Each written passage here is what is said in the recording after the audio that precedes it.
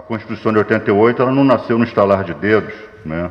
E não se tratou de uma reunião de notáveis ou de sábios que resolveu, uma certa tarde de outubro, né, promulgar uma Constituição, né? Ela é a culminância de um processo político, né, que eu, apenas para efeito de debater, eu apontaria que ela teve início no ano de 1974, esse processo, né? Por que 1974?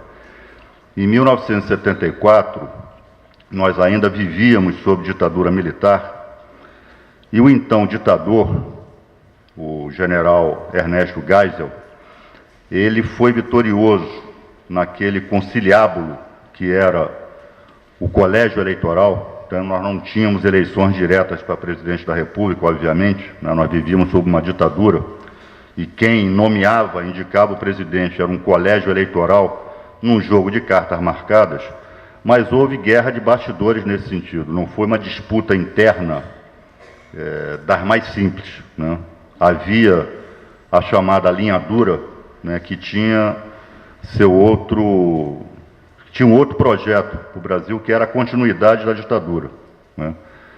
E não porque o general Geisel, né, e aqueles que o assessoravam, né, como o famoso general Golbery Couto e Silva, fossem apegados a princípios democráticos, mas essa vertente, esse segmento da ditadura, esse segmento do estamento militar, já começava a perceber que a ditadura ela não teria vida longa se ela não começasse, naquele momento, a se reformar, e se os militares não tivessem a consciência de que um dia ela ia acabar.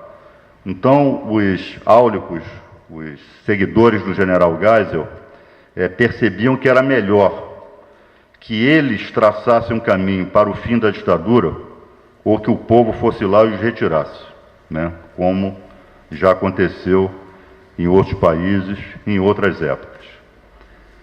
Nós víamos, o general Geisel sucedeu, talvez, o ditador mais sanguinário do ciclo militar, que foi o general Emílio Garrastazu Médici, né? Vocês já devem ter ouvido falar, pelo menos nos livros de história, que foi o período onde, efetivamente, a repressão, a perseguição política, não é? A tortura, o assassinato de dissidentes políticos, né, mais aconteceu, né? E o general Geisel veio com a proposta do que ele chamava de distensão lenta e gradual. Ele fazia uma comparação com os movimentos, né, de entrada e saída do sangue do coração, a sístole e diástole. O processo às vezes avançava, mas ao mesmo tempo poderia dialeticamente recuar. E assim foi, não é, o governo Geisel, né? Houve, do ponto de vista de distender os aspectos mais repressivos da ditadura, aconteciam, mas ao mesmo tempo havia retrocessos. Mesmo no governo Geisel, houve torturas, houve prisões arbitrárias, mas ao mesmo tempo ele começou a travar um diálogo institucional, né, isso mais à frente, com algumas forças de oposição.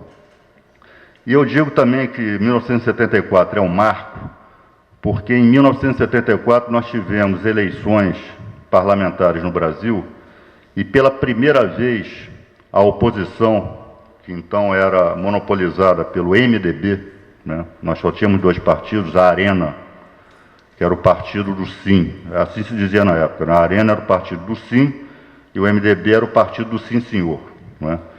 Era o jogo de cartas marcadas, era a oposição consentida. Mas mesmo assim, em 1974, a oposição, né, o MDB, conseguiu eleger 16 senadores.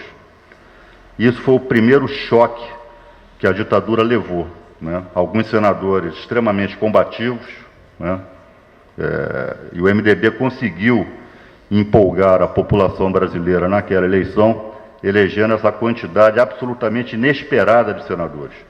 Isso já fez com que nesse movimento que o general Geisel chamava de sístole e diástole, né, de avanços e retrocessos, fez com que, mais à frente, em 1977, o governo baixasse o chamado pacote de abril, né? Esse pacote de abril, ele chegou a fechar o Congresso Nacional durante um determinado período e criou a figura, né, dos senadores biônicos, né, tomando de empréstimo uma figura que existe na Constituição italiana, né, obviamente num perfil diferente do que é na Itália. Na Itália, é uma espécie de homenagem que se faz a grandes homens, a grandes juristas, né? E a tradição constitucional italiana firmou essa tradição de, no Senado, que é uma casa mais vetusta, que é uma casa mais tradicional, uma parte da composição do Senado fosse composta por esses homens jurídicos. Norberto Bobbio, por exemplo, né, foi um desses senadores. E, obviamente, não cabe a pecha de biônico a esses senadores italianos. Mas aqui no Brasil, não. Aqui no Brasil foi para recompor a maioria no Senado. A ditadura ficou minoritária, houve eleições, né, como vocês sabem, as eleições, o mandato de senador é de 8 anos, e de 4 em 4 anos, um terço do Senado se renova. E naquele ano de 70, o pacote de abril de 77, com esse casuísmo, né, recompôs a maioria governamental, a maioria do governo militar no Senado Federal. Então, eu estou falando isso para dar o exemplo do que significava avanços e retrocessos. Esse foi um retrocesso, né? Esse foi um claro retrocesso. Mas, ao mesmo tempo que fazia isso, a ditadura negociava. E do lado do governo, um dos próceres desse processo de negociação, né, rumo à redemocratização do país, foi o falecido senador Petrônio Portela. E do lado da sociedade civil, né, foi o presidente da Ordem dos Advogados do Brasil, do Conselho Federal, Dr. Raimundo Fauro, né?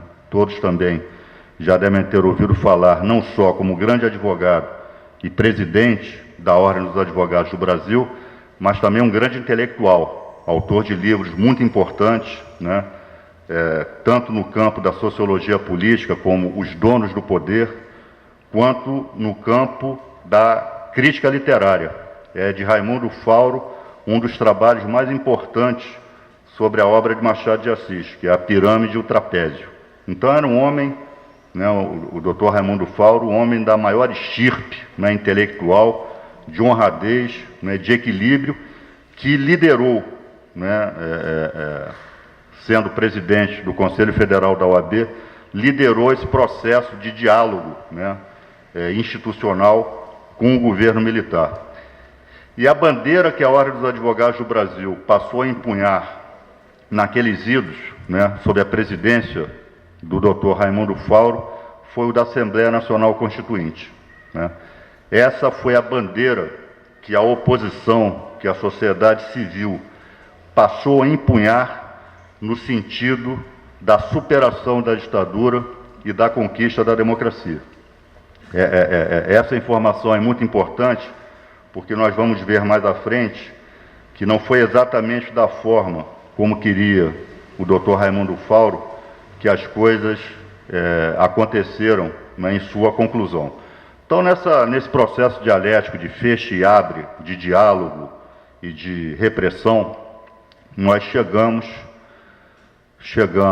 em 1982, quando se permitiu a eleição direta de governadores do Estado, né? Também a ditadura havia acabado com as eleições diretas para governador, né? E em 1982 permitiu-se a eleição direta para governo do Estado. Diversos, em todos os estados, diversas lideranças, né, da oposição foram vitoriosas. Por exemplo, aqui no Rio de Janeiro, elegeu-se governador, né, o ex-deputado Leonel Brizola. Em São Paulo, o senador Franco Montoro. em Pernambuco, o senador Marcos Freire, enfim, em diversos estados, aquelas lideranças, né, que mantinham um combate, ainda que nos marcos da legalidade, contra a ditadura militar, diversas dessas lideranças foram eleitas, o que configurou também, dentro da sístole e da diástole, da distensão lenta, gradual e segura, né, que pregava o general Geisel, significou um avanço, sem sombra de dúvida, significou um avanço. E esse processo, né, vai culminar na promulgação da Constituição de 1988. Né? Em 1986, houve uma eleição, houve a eleição geral para o Congresso Nacional. Né? Esse ano de 1986 marca, já era o governo José Sarney, né? Então tivemos ainda aquele período, eu pulei aqui para não ficar muito tempo aqui na história, houve o período, né, de 1984, que o Colégio Eleitoral, né, depois de uma campanha de massas, talvez a campanha de massas mais importante pela abrangência e pela quantidade de pessoas, né? Foi um acontecimento sem paralelo na história do Brasil, foi a campanha pelas diretas já. Né? Essa campanha levou milhões de pessoas em todo o Brasil às ruas, exigindo democracia e exigindo eleições diretas. Né? Tivemos grandes comícios aqui na Candelária, fizemos um comício para 1 milhão de pessoas, né? A Ordem dos Advogados do Brasil ali presente, na figura, né, do Dr. Sobral Pinto, né, saudoso Sobral Pinto, um dos baluartes da advocacia brasileira. Né? Vocês devem saber também pela história que o Dr. Sobral, embora católico fervoroso, um homem conservador, né, um homem de direita, né, assumiu a defesa do líder comunista Luiz Carlos Prestes, em 1937, 1936, em pleno Estado Novo, e como também era uma ditadura, uma das ditaduras mais sangrentas que o Brasil já teve, ele defendeu Luiz Carlos Prestes e seus companheiros de Partido Comunista com base na lei da proteção aos animais. Né? Não tinha lei que amparasse ali a defesa do Sobral, então ele usou, por analogia, né, e por ironia, né, esgrimiu a lei de proteção aos animais para a defesa de pessoas com as quais ele ideologicamente não concordava.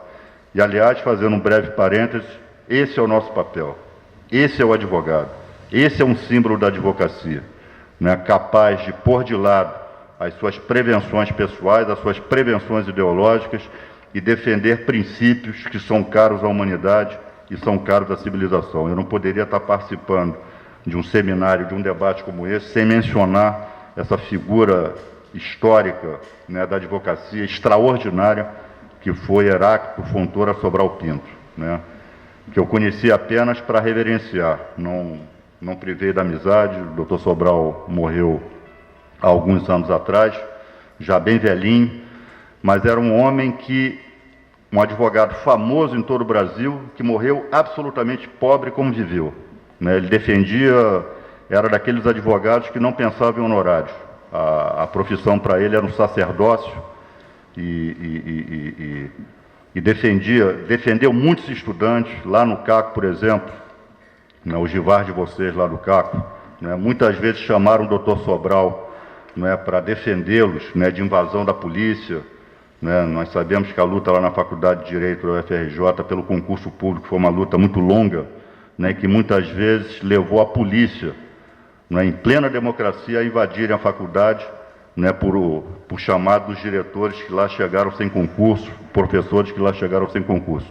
E sempre estava lá a figura extraordinária do doutor Sobral, de terno preto, ele só andava de preto, chapéu coco e um guarda-chuva. Né? Fizesse sol, fizesse chuva, estava lá o doutor Sobral. Mas, voltando aqui à nossa história, então, o processo de direta já, obviamente, foi derrotado, né? Não se conseguiu naquele momento a conquista das eleições diretas, mas isso implicou um processo de acuamento da ditadura militar, já sob o comando do general Figueiredo, né? E culminou com a ida ao colégio eleitoral, em que o então senador Tancredo Neves, numa aliança com setores dissidentes da ditadura militar, que era esses dissidentes ali simbolizados pelo senador José Sarney, foram ao colégio eleitoral. José Sarney, na qualidade de candidato a vice-presidente, derrotaram a chapa oficial, capitaneada pelo então deputado Paulo Maluf, famoso Paulo Maluf, até hoje aí dando trabalho. Essa chapa foi vencedora no colégio eleitoral, e dentro daquilo que preconizava o general Geisel, a ditadura, aos poucos, ia saindo de cena, mas no processo negociado. Isso é muito importante ter consciência disso, porque isso desenha um quadro futuro. Se a ditadura sai num quadro negociado, ela vai negociar premissas do quadro futuro. Quando, se ela tivesse sido derrubada, como já aconteceu em outros países, o quadro do futuro seria outro. Mas esse processo culmina em 1986, com a eleição de uma maioria esmagadora do PMDB, por conta do Plano Cruzado. O Brasil vivia um período de inflação muito alta. O governo Sarney inventou um plano, vocês devem lembrar, o Plano Cruzado, que congelou preços e deu uma grande popularidade ao governo. E nesse período de grande popularidade, o governo José Sarney, o governo do PMDB, conseguiu fazer uma grande maioria no Congresso, uma maioria esmagadora do PMDB no Congresso Nacional. E este Congresso Nacional foi transformado em Assembleia Nacional Constituinte em 1987. Ou seja, e acho que essa é uma das limitações da Constituição de 1988. A bandeira da sociedade civil, a bandeira que foi empunhada pela Ordem dos Advogados do Brasil, era da Assembleia Nacional Constituinte originária, ou seja, haveria eleição para uma Assembleia Nacional Constituinte. O que foi feito? Transformou-se o Congresso Nacional, então parlamentares que não foram eleitos com aquele objetivo, transformou-se o Congresso Nacional em Assembleia Constituinte. Então, paralelamente aos trabalhos ordinários do Congresso Nacional, havia os trabalhos da Assembleia Nacional Constituinte. Do nosso ponto de vista, esse foi um entrave, esse foi um processo que as forças populares e os diversos setores da sociedade civil não conseguiram impor, não conseguiram conquistar um processo democrático mais amplo, que era a Assembleia Nacional Constituinte originária. Mas, de qualquer maneira, o Congresso Nacional tornou-se uma espécie de meca da população brasileira. Não se pode deixar de reconhecer que todos os dias o Congresso Nacional era visitado por delegações dos movimentos sociais, pressões daqui, pressões dali, pressões de todos os segmentos organizados da sociedade brasileira, no sentido de tentar assegurar conquistas, tanto de um lado quanto de outro, tanto à direita quanto à esquerda, conquistas no momento da elaboração, da votação da Carta, que acabou sendo votada em 1988. Então, eu considero esse detalhe importante, esse aspecto importante, ou seja, a Assembleia Constituinte que promulgou a Carta de 1988 não era uma Assembleia Nacional Constituinte originária. E acho que isso marca alguns pontos dentro da Constituição, pontos de retrocesso.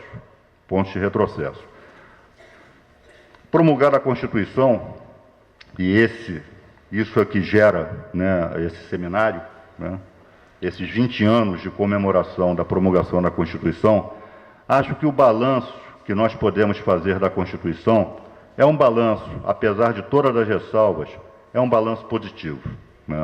A sociedade brasileira, ela é extremamente autoritária, embora nós vivamos e tivéssemos vivido antes das ditaduras, em quadro de democracia formal, não é? Mas as relações da sociedade civil brasileira ainda são relações permeadas por um autoritarismo muito intenso. E esse permeio, essas relações autoritárias, né, este sentimento autoritário que ainda toma conta de muitas consciências aqui no Brasil, ainda entra em choque com uma série de enunciados da Constituição de 1988. Então eu diria o seguinte: a Constituição de 88 ela é mais avançada do que a consciência de boa parte da sociedade brasileira. Então, nesse sentido, a Constituição de 1988 ela constitui um avanço do ponto de vista democrático, né? Do ponto de vista de um aprofundamento que ainda está por vir da democracia brasileira. A Constituição de 1988 é um projeto bom, é um projeto, constitui ali um projeto de nação, é um projeto, pode-se até dizer, em determinados capítulos que estão ali enunciados na Constituição, um projeto até generoso, né? Principalmente por conta dos contrastes que ainda marcam a nossa história, que ainda marcam a sociedade brasileira. Não é uma Constituição revolucionária, nem pelo seu processo de formação, repito, que foi uma carta votada por um Congresso Nacional, que teve uma maioria eventual num processo conjuntural, que foi lá o Plano Cruzado, né? Uma maioria conservadora, né? Hegemonicamente dominada pelos setores, né, de classes dominantes aqui no Brasil, mas, de qualquer maneira, temos que reconhecer que os movimentos populares, os movimentos sociais, tiveram a oportunidade, né, de arrancar daqueles constituintes, né, algumas conquistas, né. Podemos aqui mencionar, óbvio que eu não vou mencionar todos os incisos, mas o artigo 5º da Constituição é um avanço, né, talvez seja o artigo, em termos da temática ali enumerada, né, em diversos dos incisos do artigo 5º, faz da nossa Constituição, do ponto de vista, né, formal, né, do ponto de vista da democracia liberal, uma das mais avançadas do mundo, né. Nós não encontramos em outra Carta Magna, em outras constituições nacionais, um enunciado tão amplo de direitos e garantias fundamentais, né, como esses que estão enunciados no artigo 5º, né, princípio da ampla defesa, princípio do contraditório, princípio da presunção de inocência. E nós vemos, quando eu digo que a Constituição é mais avançada, né, do que uma boa parte da consciência nacional, nós vemos como esses princípios continuam sendo desrespeitados, né? O princípio da presunção de inocência, por exemplo, né? Que é traduzido na máxima de que ninguém pode ser considerado culpado até decisão condenatória transitada em julgado, né? Esse princípio é um dos mais desrespeitados no nosso cotidiano. Nós vemos aí, nesses crimes de maior repercussão social, né, como as pessoas já são pré-condenadas, né, pela mídia, são pré-condenadas pela chamada opinião pública, sem que ainda o judiciário tenha emitido um juízo de primeiro grau, de primeira instância. As pessoas já saem condenadas. Nós podemos usar o exemplo, diversos exemplos, né? Há um exemplo dramático, que talvez vocês não tenham presenciado pelo tempo, o caso da Escola de Base de São Paulo, né? A Escola de Base de São Paulo era uma creche que era conduzida, né, administrada por um casal, marido e mulher, e esse casal, por conta de um desafeto, um ex-funcionário que foi mandado embora, né, foi acusado de assédio sexual sobre as crianças, né. Foram presos, foram julgados, né, foram presos, pré-julgados. Eu me lembro, o Jornal Nacional fez uma matéria de quase 10 minutos, mas com um verdadeiro linchamento moral desse casal. Foram humilhados publicamente, todos os jornais do país repercutiram esse caso, os colocando como culpados, e ao final do julgamento eles foram absolvidos, foram declarados inocentes, né? Mesmo assim, isso não os recuperou para a vida, a senhora se matou, né? O marido, né, o senhor que comandava lá a creche, ficou com sequelas psicológicas, né? Eu não sei nem se esse senhor ainda está vivo, acabou com a vida daquela família, acabou. E a nota da inocência saiu desse tamaninho, né? Saiu desse tamaninho. Talvez muita gente nem saiba que esse casal foi absolvido. E, no entanto, já estava condenado pela chamada opinião pública, né? Então, isso é um contraste. Nós vemos como nós temos ainda uma caminhada pela frente para a efetivação dessas conquistas que estão incrustadas na Constituição da República, né? E por aí vai. Temos aí o caso dessa menina que foi jogada pela janela lá em São Paulo. Os pais já estão condenados, né? Há indícios de que foram os pais, mas eles não foram julgados ainda, né? E se mais à frente se chegar à conclusão de que eles são inocentes, né? O que vai reparar o linchamento moral que esse casal já sofreu por conta desse tribunal de exceção, né, que existe espalhado pelo Brasil, né, esse tribunal que é formado pelas consciências ainda permeadas por esse sentimento autoritário, preconceituoso e de clamor punitivo que permeia a nossa sociedade. Então nós vemos que a nossa carta, nesse sentido, ela é mais avançada do que a sociedade que nós temos. Pelo menos essa é a minha opinião. Acho também que a Carta de 88 configurou um avanço nos direitos sociais, nos direitos dos trabalhadores, diversos preceitos, né, que eram preceitos de lei ordinária foram constitucionalizados. Isso é muito importante, porque para cortar esses direitos teria que haver emenda à Constituição, e nós sabemos que um processo de emenda à Constituição exige um quórum qualificado de 3/5, então é um processo muito difícil, né, de sofrer retrocesso, né, com base na sua formalidade, né.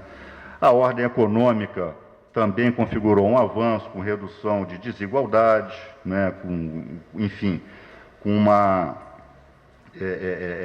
reconhecendo a dignidade, né, da pessoa humana, né.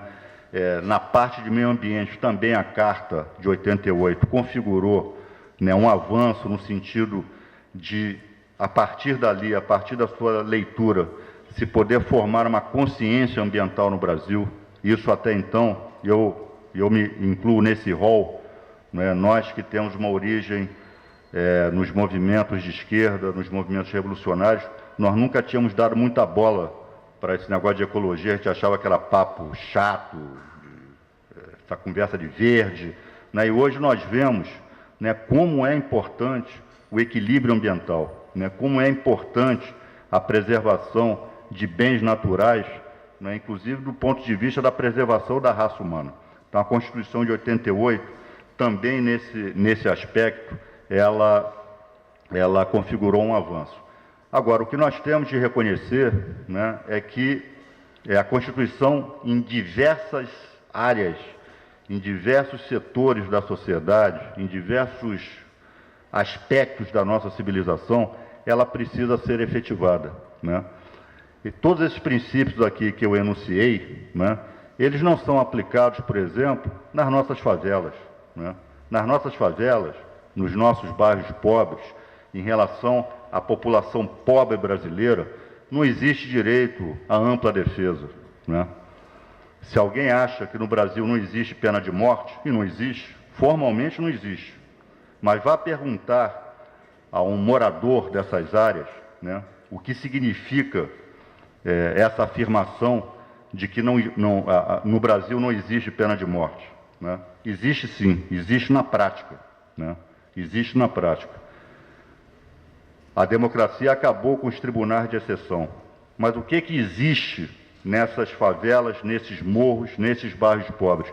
Verdadeiros tribunais de exceção, tribunais à parte do Estado, tribunais onde o acusado, né, não tem direito à ampla defesa, né, onde se praticam execuções. Superamos a tortura? Superamos. Os presos, eu, pelo fato de estar emitindo uma opinião política aqui, por professar um credo religioso, eu não serei torturado, né? Mas isso não acontece. Lá, os presos, chamados presos comuns, né, esses continuam sendo torturados, espancados, mortos nas nossas delegacias, né? A Constituição, ela assegura educação para todos, né? Ela propugna isso, ela propugna a democratização do ensino. É isso que acontece na prática? Vamos visitar os nossos presídios, vamos visitar as nossas cadeias. Quem é que está lá? Quem são esses hóspedes, né? Jovens, pretos e favelados. Esses são os hóspedes do nosso sistema carcerário. Então, para esses, a Constituição ainda não chegou. E compete, né, ainda a minha geração, mas a geração de vocês, é continuar nessa caminhada. Se antes nós não tínhamos sequer direitos enunciados, né, hoje nós temos. Hoje nós temos uma carta efetivamente democrática, temos uma Constituição generosa, que enuncia uma série de direitos importantes para a democracia, para a civilização, para os direitos e garantias individuais, mas, no entanto, uma boa parte da população brasileira não sabe o que é isso, não sabe. E compete a nós continuar lutando. Hoje a luta não é mais pela conquista de uma Constituição democrática. Hoje a luta é pela efetivação desses direitos, é tornar realidade prática esses direitos. E aí eu quero encerrar para dizer a vocês que a advocacia, e vocês são estudantes de direito, e vocês vivenciam e vão vivenciar isso, a advocacia continua na linha de frente, em termos de organização da sociedade civil, continua na linha de frente dessa caminhada, na caminhada de efetivação desses direitos democráticos, de aprofundamento da democracia brasileira, né? A Ordem dos Advogados do Brasil continua sendo a entidade prócer, a entidade líder da sociedade civil, no sentido de que nós reconheçamos que a democracia não chegou ainda, a democracia efetiva, não só a democracia formal, não chegou ainda para boa parte da população brasileira. E muitas vezes por isso, pelo fato de estarmos na linha de frente desse novo combate, nós somos incompreendidos, nós somos muitas vezes hostilizados, nós somos muitas vezes até criminalizados, né? Vocês devem assistir, devem ler nos noticiários, devem assistir na televisão. Toda hora invade-se um escritório de advocacia, porque aquele escritório está defendendo, está patrocinando os interesses de alguém que está sendo investigado. Então, pelo simples fato, né, de estarmos exercendo o direito à ampla defesa daquele investigado, daquele acusado, é o advogado o principal agente do exercício do direito à ampla defesa, né? Somos nós que exercitamos, né, que efetivamos a ampla defesa. E pelo fato de aquele cidadão ou aquela cidadã ter, né, o desapreço da sociedade, serem já previamente considerados criminosos, nós acabamos entrando na carona e acabamos sendo criminalizados também. Eu até diria que, em determinados aspectos, ser advogado hoje é até um pouco mais difícil do que era na época da ditadura militar, né? Eu digo isso com muito cuidado. É óbvio que hoje eu estou aqui emitindo a minha opinião e nada vai me acontecer por causa disso, pelo fato de eu estar emitindo opinião. Eu não poderia estar falando livremente assim há 30 anos atrás. Hoje nada vai me acontecer, né? Eu posso emitir livremente a minha opinião. Mas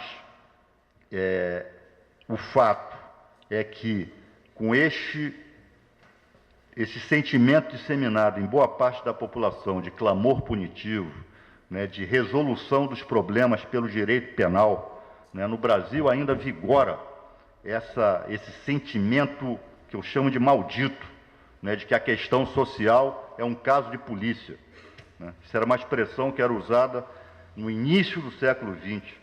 Embora não se use mais a expressão, mas ela continua sendo praticada, né?